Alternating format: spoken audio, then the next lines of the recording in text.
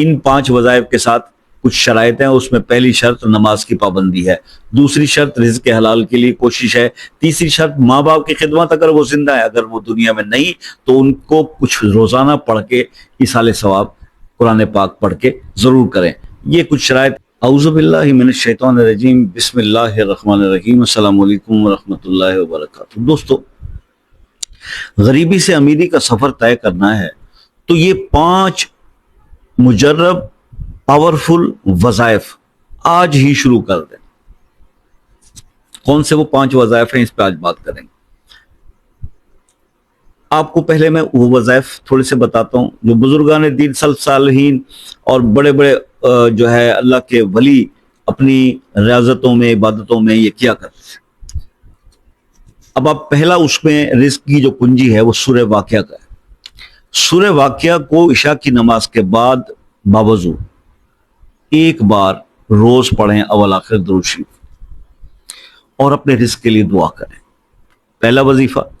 دوسرا وظیفہ ہے اسم اعظم اسم یا وہابوں کا, کہ فجر کی نماز کے بعد آپ 1400 بار اللہ کا اسم ہے یا وہابو یہ پڑھیں, اور اول آخر 14 بار درود ابراہیمی پڑھیں, اور اس کو اپنی روٹین میں شامل کریں. دوسرا وظیفہ. تیسرا وظیفہ ہے استغفار اور درود کا وظیفہ. آپ کم سے کم روزانہ 1000 بار استغفار کریں, اور یہ آپ کسی بھی نماز کے ساتھ کر سکتے ہیں, چلتے پھرتے بھی کر سکتے ہیں, لیکن 1000 بار یہ آپ کا تیسرا وظیفہ بتا رہا ہوں.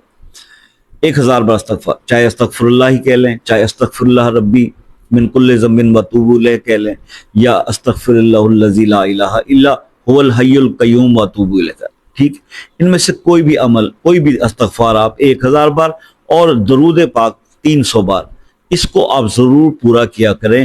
یہ تیسرا عمل ہے جو آپ کو غربت سے امیری کا سفر طے کرائے گا. چوتھا ہے علم نشرہ, سورہ علم نشرہ. اس کا عمل ہر نماز کے بعد, یہ تنگی ختم کرتی ہے, کشادگی دیتی. آپ نے سورہ علم نشرہ ہر نماز کے بعد 7 ٹائمز, اور اگر اتنا وقت نہ ہو تو 3 ٹائمز ضرور پڑھیں. یہ آپ کا چوتھا عمل ہے, چوتھا وظیفہ ہے جو آپ کو غریبی سے امیری کے سفر کی طرف لے کے جائے گا. پانچواں عمل جو ہے وہ جس سے بالکل ہی فقر و فاقہ اور غربت ختم ہو جاتی ہے, وہ اللہ کا اسم یا غنیو یا مغنیو.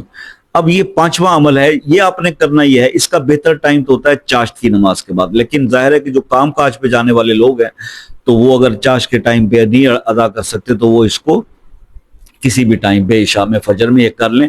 اور اس کا طریقہ کار یہ ہے کہ اس کو آپ 1100 بار پڑھیں گے, اول آخر 11 بار درود ابراہیمی, 1100 بار یا غنیو یا مغنیو.